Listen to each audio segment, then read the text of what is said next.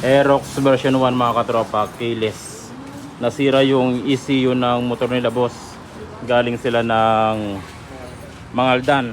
So nasira yung ECU nila boss mga katropa kasi na puwersa yung loob ng ECU. Nagkaroon ng issue dito sa kanyang diode. Kasi yung motor ni boss kapag sinusi mo, yan, masususi mo siya. Pero kapag pinatay mo siya, naka-steady pa rin, naka-on pa rin yung kanyang dashboard at hindi namamatay.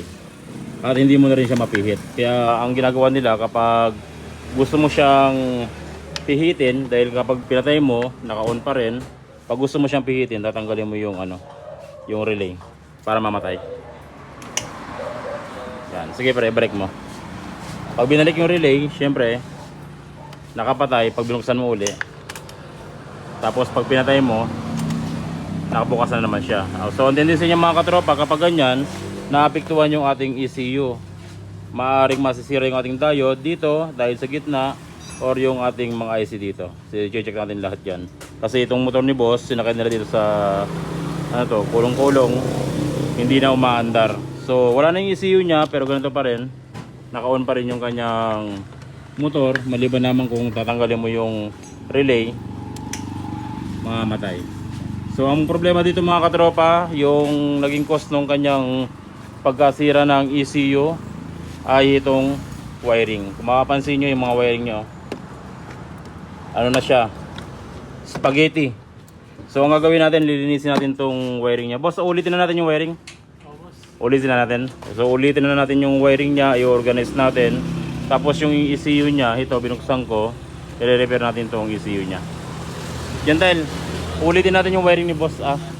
Busina at saka ano pa, may driving light pa ba to? Meron. Busina at saka driving light, Gentle ha. So ayun yung naging dahilan mga katropa kung bakit nasira yung ECU ni bossing. Dapat sa pagwa-wiring ay maging maingat tayo. Bukod sa wiring, syempre dapat organize. Kung napansin ko dito kayo na bossing mga katropa, kaya lang pre napansin ko rito naka body ground din pala yung busina niya binody ground dito. Ito, nakadikit sa body ground. Ang epekto nung body ground, minsan nahihirapan yung natin, yung busina natin kapag naka body ground. Masulid yung tunog ng ating busina, masulid siya kung naka-rekta tayo sa battery. Kasi pag binody ground natin, hirap yung busina, hirap yung wiring, mahirapan din yung ating ECU. So i-check ko dito kung ano yung naging problema, bakit hindi umaandar. I-check natin to. At i-check ko rin dito. Ito dahil test lang tayo dito sa part na to. So ito na yung ECU ni boss mga katropa, yung NMAX version 1 na keyless. Ay ano, Aerox pala, Aerox version 1 na keyless. Yung pinalitan natin dito, kaya siya nagkakaroon ng error 1, itong diode. Kasi meron na siyang, kumbaga meron na siyang reading sa kabilaan. Kasi ang diode niya mga katropa, merong marking yan. Ito yung marking nyo. Dapat kapag andito yung pulang probe test mo, at andito yung black, magkakaroon ng reading. Pero kapag yung black ang inilipat mo rito at andito yung pula, dapat walang reading. Pero sa kaso nito, mayroong reading sila kabilaan kahit ilipat mo yung probe test mo. Tapos naapektuhan yung ating isang resistor. Yan, yung kulay pula, 303. So 30,000 ohms siya, naging 5 ohms na lang siya. Yan yung mga pinalitan natin, kaya nagkaroon siya ng error 1. Pero dito, okay naman yung kanyang dito, mga BS rito, walang problema. Nililinisan nila Gentle yung wiring. Gentle, pasuyo nga ako pa salpak tong ECU ni boss.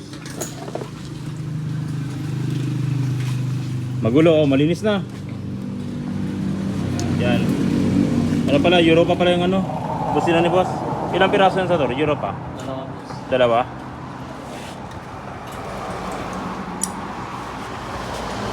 Okay, so ito na yung ECU ni bossing. Isusin natin. Makapansin nyo mga katropa, nakasusi na yan. Pero kapag pinatay natin, mamamatay na rin yan. So normal na yung kanyang function. Pwede mong isusi, pwede mo ring patayan.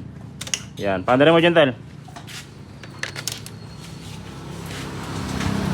Okay, it's alive. Okay na bossing. Salamat sa pagdayo. So yun lang mga katropa, kapag meron kayong ginagawang mga accessory, mga ilaw, busina, halimbawa, mas mainam kung organize yung paggagawa natin katulad nun. mas maganda kung organize yung paggagawa natin at sana huwag nyo ibabody ground kasi pag binody ground nyo yan, tutunog nga yung busina nyo o iilaw yung ilaw nyo, pero ang magiging problema, mahirapan yung harness nyo, parang mag-overload or iinit kasi hindi sulit yung nakukuha na supply o current ng ating wire kapag naka-body ground sa metal. Katulad nun, yung busina nila busing Europa, malakas pero naka-body ground. So tutunog siya pero kailangan mo muna siyang i-revolusyon or paanda rin para tumunog ng maayos.